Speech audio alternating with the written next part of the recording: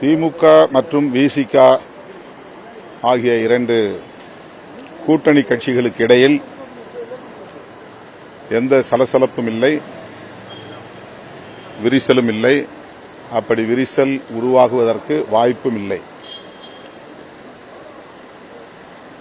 என்னுடைய ஊடக பக்கத்தில் பதிவான ஒரு சின்ன வீடியோ ஆட்சியிலும் பங்கு அதிகாரத்திலும் பங்கு என்ற கருத்தை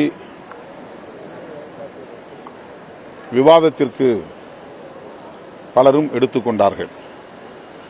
அந்த விவாதம் மேலும் மேலும் விவாதங்களுக்கு இடமளித்து விட்டது. அதனால் திமுக விசிக இடையில் எந்த சிக்கலும் எழுவதற்கு வாய்ப்பில்லை.